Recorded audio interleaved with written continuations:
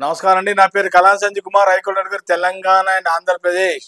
నిన్న బ్రహ్మాండమైన తీర్పు వచ్చింది సుప్రీంకోర్టు ఆర్టికల్ 341 గురించి.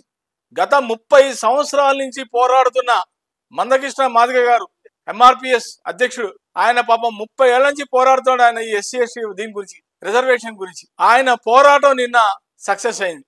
అంత ముందర చాలా రాష్ట్రాలు, పంజాబ్ అండ్ హర్యానా 2004, 2010 తర్వాత మెడ్రాస్, చాలా చోట్ల ఈ కులాల గురించి చాలా పోరాటాలే జరిగినాయి. అంతకుముందు ధర్మాసనం 5 కూర్చున్న బెంచ్లు అవి ఫెయిల్ అయినాయి. చిన్మయ వర్సెస్ ఆంధ్రప్రదేశ్ అది పోయింది. హర్యానా, పంజాబ్ అండ్ హర్యానా అది పోయింది. 5 బెంచ్.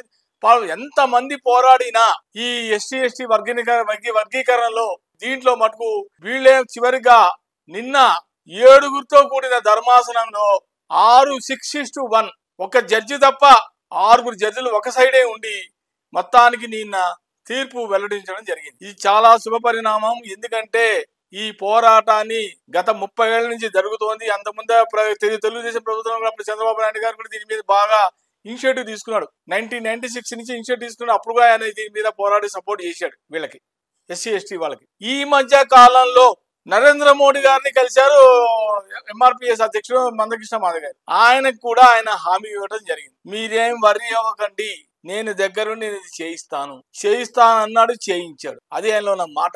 ఆ మాట నిలబెట్టుకున్నారు మన ప్రధానమంత్రి గారు నరేంద్ర మోడీ గారు. మన ఎలక్షన్స్ ముందర ఇద్దరు కలిశారు ఇక్కడ హైదరాబాద్ మీటింగ్ లో చెప్పడం జరిగింది. దాదాపు ఒక 3-4 నెలల్లో ఎంత ఫాస్ట్ గా జరిగిపోయింది. తీర్పు ఇవ్వడం ఫిబ్రవరి 24 నాడు టు ఫిబ్రవరి 8 నాడు ఈ తీర్పుని రిజర్వ్ చేయడం జరిగింది. ఎంఆర్పిఎస్ మందకృష్ణ మాదిగ గారు వదిలిపెట్టలే, సమస్య లేదన్నాడు. మళ్ళీ అక్కడ సుప్రీంకోర్టులో వేస్తూనే ఉన్నాడు పిటిషన్లు. వేసి చివరికి ఆఖరిగా ఆయన పోరాడిన దానికి నిన్న ఆయనకు విజయం సాధించింది. చివరిగా ఫిబ్రవరిలో వేసిన రిజర్వేషన్ చేసిన దాన్ని నిన్న తీర్పు రావడం జరిగింది. ఇది చాలా మంది ఇవాళ మేము హైకోర్టులో కూడా అందరూ చాలా మంది ఒక పండగలా చేసుకున్నారు. అందరు చాలా హ్యాపీ అయ్యారు. ఎందుకంటే ఈ పోరాటం 30 సంవత్సరాల నుంచి ఆయన పడుతున్న కష్టం, ఆయన అలాగే స్టాండ్ గా నిలబడ్డాడు. ఆయన ఒకటే పార్టీ మీద, ఎంఆర్పిఎస్ ఒకటే పార్టీ మీద నిలబడ్డాడు. ఆయన మళ్ళీ ఎట్లు జరగలేదు, ఆయన స్టాండ్ అయ్యాడు అక్కడే ఆయన. అందుకనే ఇవాళ ఆయనకి అంత మంచి పేరు వచ్చింది. ప్రతి వాళ్ళకి అభిషేకం చేస్తున్నారు ఆయన ఫోటోలు పెట్టి. సుప్రీంకోర్టు కూడా ఎంతో ఆచి చూసి 30 సంవత్సరాలు ఈయన పోరాటానికి నిన్న తీర్పు బయటకు వచ్చింది. రెండు లైన్లు నేను చదివి వినిపిస్తాను.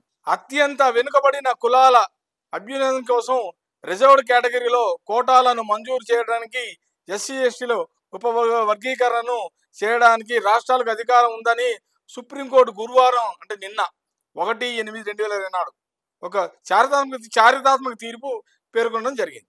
దీనికి మెయిన్ అధిపతి ఎవరంటే ప్రధాన న్యాయమూర్తి వైవి చంద్రచూడ్ గారు. ఆయన నేతృత్వంలో, ఆయన నేతృత్వంలో మొత్తం 7 జడ్జిల్లో 6 ఆయనకి సపోర్ట్ చేసి ఒక జడ్జిమెంట్ బెల్లా త్రివేదిగా 6 మటు ఆవిడ కుదరదు, ఇలా చేయడానికి వీలు లేదని ఆవిడ కొంచెం అగెనిస్ట్ అయ్యారు. కాకపోతే 6 న్యాయమూర్తులు అందరూ సై అందరూ ఒక సైడే ఉన్నారు. 6 న్యాయమూర్తులు ప్లస్ జస్టిస్ 7 కలిసి ధర్మాసనం నిన్న తీర్పు రావడం అనేది ఇది చాలా హిస్టారికల్ ల్యాండ్ మార్క్ జడ్జిమెంట్. ఇది బెంచ్ లో వేరే తీర్పులు వెలువడించింది. ఇది కూడా చదవండి. ఎస్సీ ఎస్టీలో కూడా వర్గీకరణలో సుప్రీంకోర్టు అనుమతించింది.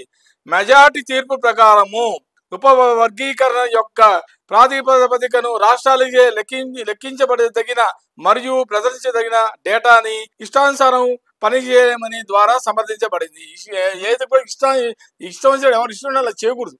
జస్టిస్ బిఆర్ గవాయ్, విక్రమ్ నాథ్ బేలం త్రివేది ఆవిడ జడ్జి, పంకజ్ మిత్తల్, మనోజ్ మిశ్రా మరియు సతీష్ చంద్ర మిశ్రాలతో కూడిన ధర్మాసనం 2010లో పంజాబ్ మరియు హర్యానాపై సుప్రీంకోర్టు ఇచ్చిన తీర్పును సవాలు చేస్తూ పంజాబ్ ప్రభుత్వం దాఖలు చేసిన ప్రధాన పిటిషన్తో సహా 23 పిటిషన్లు విచారించింది కోర్టు. పంజాబ్ లో కూడా దీని మీద పోరాటం జరిగింది.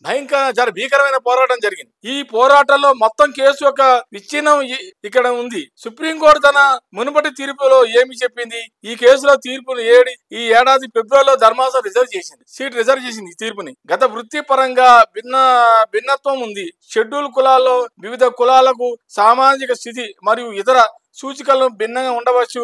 కాబట్టి సామాజిక మరియు ఆర్థిక వెనుకబడిన స్థాయి ఒక వ్యక్తి లేదా కులాన్ని బట్టి మారవచ్చు కోర్టు అప్పుడు చెప్పింది. ఎస్సీ ఎస్టీలతో ఉప వర్గీకరణపై కేంద్రం వైఖరి, షెడ్యూల్ తెగలు, షెడ్యూల్ కులాలతో ఉప వర్గీకరణకు అనుకూలమని కేంద్ర ప్రభుత్వం కూడా కోర్టుకు సమర్థించింది. రాష్ట్రాలు ఎస్సీ ఎస్టీలతో క్రిమిలేయర్లను గుర్తించాలని 7 న్యాయమూర్తుల ధర్మాసనంలోని జస్టిస్ గవాయి ఈ రోజు మాట్లాడుతూ, దశాబ్దాలుగా అణచివేతకు గురవుతున్న ఎస్సీ ఎస్టీలలో కేటగిరీలు ఉన్నాయని, వీటిని గుర్తించేందుకు రాష్ట్రాలు తప్పనిసరిగా ఒక విధానాన్ని రూపొందించాలని అభిప్రాయపడ్డారు. ఎస్సీ ఎస్టీల వర్గీయులు క్రిమి లేయర్ ఎస్సీ ఎస్టీల ఎదుర్కొన్న వివక్ష కారణం వారు తరచుగా నిచ్చెనలు ఎక్కలేకపోతున్నారు. సుప్రీంకోర్టు పేరు అంటే దీన్ని బట్టి సుప్రీంకోర్టు బాగా స్టడీ చేసి ఎస్సీ ఎస్టీల వర్గాల గురించి బాగా క్షుణ్ణంగా పరిశీలించిన తర్వాతనే జడ్జిలంతా కూర్చొని అందరూ ఏం చేస్తే బాగుంటుంది, ఎలా చేస్తే బాగుంటుంది, 30 ఏళ్ల నుంచి పాపం వీళ్ళు పోరాడుతున్నారు, వీళ్ళకి కూడా ఏదో మనం న్యాయం చేయాలి. ఒక్క జడ్జి తప్ప 6 జడ్జిలు ప్లస్ జస్టిస్ చంద్రచూడ్ గారు ఆయన నేతృత్వంలో జరిగింది నిన్న ధర్మాసనం. ఎంత చాలా గొప్ప శుభదినం అంటే నిన్న అంత గొప్పగా నిన్న ఈ తీర్పు వెల్లడించడానికి చాలా మంది చాలా హ్యాపీ అవుతున్నారు. ఈ తీర్పుతో నిన్న జరిగిన ఈ తీర్పుకి ఇది ఒక రకంగా చెప్పాలి అంటే 1/8/2024 తీర్పులో ఆర్టికల్ 341 గురించి జస్టిస్ రాజ్యాంగంలో ఆర్టికల్ 341 నోటిఫై చేయబడిన షెడ్యూల్ కులాల జాబితాలో విభజించలేమని భిన్నాభిప్రాయ కూడిన తీర్పును రాస్తూ జస్టిస్ త్రివేది అన్నారు. రాష్ట్రాల నిశ్చయాత్మక చర్యలు రాజ్యాంగ పరిధిలో ఉండాలని జస్టిస్ త్రివేది అన్నారు. ఆర్టికల్ 142 కింద ఉన్న అధికారులను ఉపయోగించి సుప్రీంకోర్టును మంచి ఉద్దేశంతో రిజర్వేషన్లు కల్పించే రాష్ట్ర చర్యను సమర్థించలేమని ఆమె అన్నారు. ప్రస్తుతం రిజర్వేషన్ స్థితి ఏమిటి? కేంద్ర ప్రభుత్వం నిధులతో నడిచే ఉన్నత విద్యలో అందుబాటులో ఉన్న సీట్లలో 22.5% ఎస్సీలకు మరియు 7.5% ఎస్టీలకు విద్యార్థులకు రిజర్వేషన్ చేయబడ్డాయి. ప్రభుత్వం ఉద్యోగాల విషయంలోనూ ఇదే కొలమానం వర్తిస్తుందని పంజాబ్, హర్యానాతో ఎస్సీ జనాభాలో లేదు.